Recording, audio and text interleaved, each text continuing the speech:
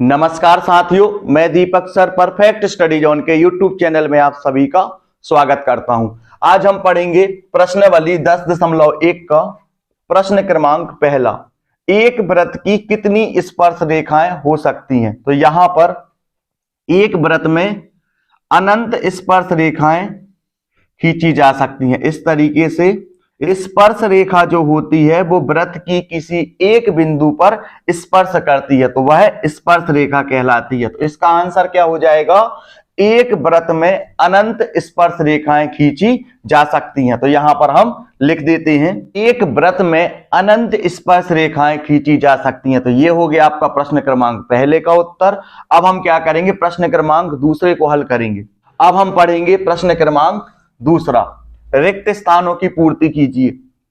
किसी वृत्त, ये मान लीजिए एक वृत्त है, किसी वृत्त की स्पर्श रेखा उसे खाली स्थान बिंदुओं पर प्रतिच्छेद करती है। तो कोई भी वृत्त होगा, यदि इसमें एक स्पर्श रेखा खींची जाएगी तो वह एक बिंदु पर प्रतिच्छेद करेगी। तो यहां पर किसी वृत्त की स्पर्श रेखा उसे कितनी बिंदुओं पर प्रतिच्छेद करेगी? तो यहां पर आंसर में आ जाएगा एक बिंदुओं पर प्रतिच्छेद करती है। इसके बाद दूसरा वाला खाली स्थान है, वृत्त की दो बिंदुओं पर, ये वृत्त है, मान लीजिए वृत्त की एक बिंदु ये है और दूसरी बिंदु ये है।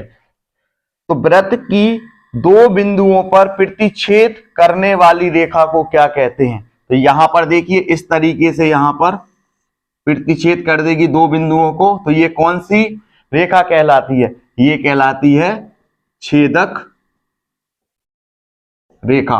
तो यहां पर वृत्त की दो बिंदुओं पर प्रतिच्छेद करने वाली रेखा को क्या कहते हैं? यहां पर लिखेंगे छेदक रेखा।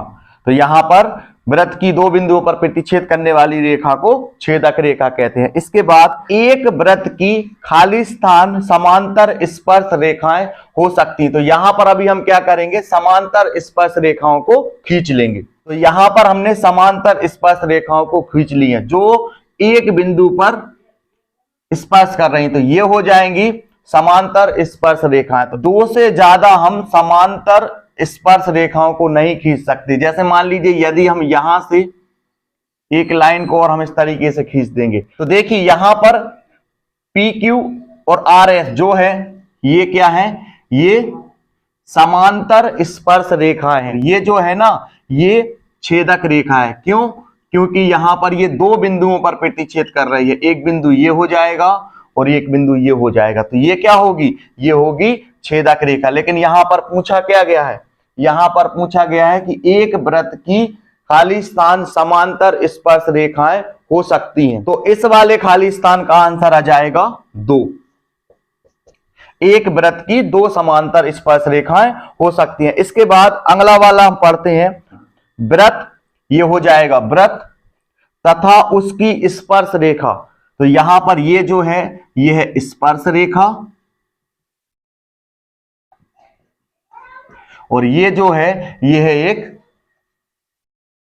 वृत्त। तो यहां पर पूछा गया है वृत्त तथा उसकी स्पर्श रेखा के उभयनिष्ठ बिंदु को क्या कहते हैं? उभयनिष्ठ बिंदु ये हो जाएगा जो वृत्त को भी टच कर रहा है और स्पर्श रेखा को भी टच कर रहा है। तो इसको क्या बोलते हैं? तो ये होगा स्पर्श बिंदु। तो यहां पर वृत्त तथा उसकी स्पर्श रेखा के उभयनिष्ठ बिंदु को क्या कहते हैं? तो यहां पर इसका आंसर आ जाएगा स्पर्श बिंदु। तो इस तरीके से यहां पर प्रश्न दूसरा जो है रिक्त स्थान की पूर्ति कीजिए, हमने इसको भी हल कर लिया है। अब हम हल करेंगे प्रश्न क्रमांक तीसरा। 5 सेंटीमीटर त्रिज्या वाले एक वृत्त के बिंदु P पर स्पर्श रेखा PQ। तो सबसे पहले हम यहां पर क्या करेंगे? एक स्पर्श रेखा को खींच लेते हैं। ये हमने यहां पर एक स्पर्श रेखा खींच ली, तो इसको हम नाम दे देंगे बिंदु P और यहां पर हम नाम दे देंगे Q। तो PQ जो है वो एक स्पर्श रेखा है। P जो होगा वो उभयनिष्ठ बिंदु हो जाएगा जो वृत्त और स्पर्श रेखा दोनों को टच कर रहा है। इसके बाद देखिए स्पर्श रेखा PQ केंद्र O से जाने वाली एक रेखा से बिंदु Q पर इस प्रकार मिलती है। तो सबसे पहले हम यहां पर क्या करेंगे, वृत्त के केंद्र से हम यहां पर इसको आपस में मिला देते हैं। इसको हम नाम दे देंगे, वृत्त का केंद्र है तो इसको हम नाम दे देंगे O। इस प्रकार मिलती है कि OQ 12 सेंटीमीटर, यानी जो OQ है इसके बीच की जो दूरी है ये हो जाएगी 12 सेंटीमीटर।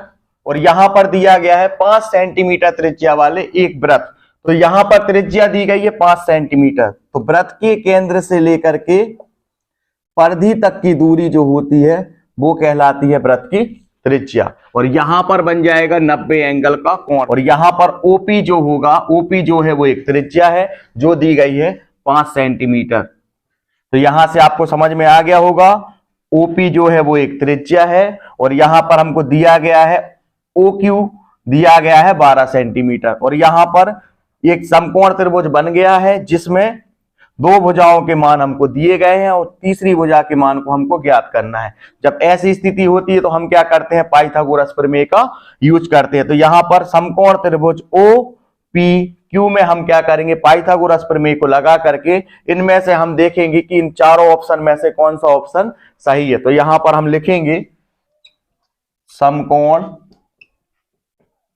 त्रिभुज, इसमें समकोण त्रिभुज जो है वो बिंदु P पर बन रहा है तो इसको हम बीच में लिखेंगे समकोण त्रिभुज OPQ में। तो यहां पर इसका फॉर्मूला होता है कर्ण का वर्ग बराबर लंब का वर्ग धन आधार का वर्ग। समकोण के सामने होता है कर्ण तो OQ हो जाएगा कर्ण, तो कर्ण के स्थान पर लिखेंगे OQ का वर्ग। लंब है OP तो यहां पर आ जाएगा OP का वर्ग प्लस आधार है PQ तो यहां पर आ जाएगा PQ का वर्ग। भुजा OQ का मान है 12 सेंटीमीटर तो OQ के स्थान पर लिखेंगे 12 और यहां पर हो जाएगा वर्ग। भुजा OP जो है वो है 5 सेंटीमीटर तो यहां पर लिखेंगे 5 का वर्ग प्लस यहां पर आ जाएगा PQ का वर्ग। इसके बाद 12 का वर्ग यानी 12 गुणित 12, जब हम 12 में 12 का गुणा करेंगे तो यहां पर प्राप्त हो जाएगा 144 बराबर 5 का वर्ग हो जाएगा 25 प्लस PQ का वर्ग। इसके बाद हम क्या करेंगे, पक्षांतरण करेंगे। पक्षांतरण करने पर तो 144 बराबर के दाहिने हाथ पर है प्लस का 25, जब हम इसको बराबर के बाएं हाथ पे लाएंगे तो प्लस का 25 जो होगा वो बदल जाएगा -25 में और बराबर आ जाएगा PQ का वर्ग। 144 में से जब 25 को घटाएंगे तो यहां पर प्राप्त हो जाएगा 119 बराबर PQ का वर्ग। यहां पर ये वाला जो वर्ग है वो यहां पर कर्ण के रूप में आ जाएगा और यहां पर आ जाएगा 119 बराबर PQ। तो इसका आंसर आ जाएगा कर्णी 119 सेंटीमीटर। तो इस तरीके से यहां पर हमने 10.1 का प्रश्न क्रमांक तीसरे को भी हल कर लिया। इसके बाद अब हम क्या करेंगे, प्रश्न क्रमांक चौथे को हल करेंगे।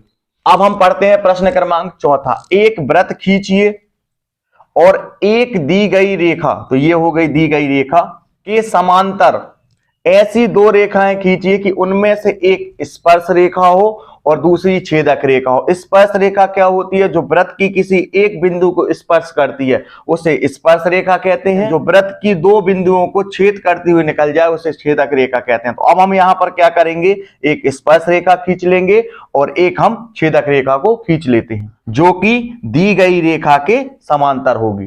तो यहां पर AB जो है वो दी गई रेखा है। यहां पर हमने क्या किए, CD एक स्पर्श रेखा खींची है जो वृत्त की केवल एक बिंदु पर स्पर्श होती हुई निकल रही है, तो ये हो जाएगी स्पर्श रेखा। और EF जो है वो एक छेदक रेखा है जो वृत्त पर दो बिंदुओं पर प्रतिच्छेद करते हुए वृत्त के बाहर जा रही है, तो ये हो जाएगी छेदक रेखा। AB जो है वो एक दी गई रेखा है। CD जो है वो एक स्पर्श रेखा है जो वृत्त के एक बिंदु पर स्पर्श कर रही है। और EF जो है वो एक छेदक रेखा है जो वृत्त को दो बिंदुओं पर प्रतिच्छेद करते हुए वृत्त के बाहर जा रही है। तो इस तरीके से यहां पर हमने प्रश्न क्रमांक 4 को हल कर लिया है और यहां पर हमारा प्रश्नावली 10.1 जो है वो पूरा हो चुका है। यदि वीडियो पसंद आया हो तो वीडियो को लाइक, चैनल को सब्सक्राइब और शेयर करना ना भूलें।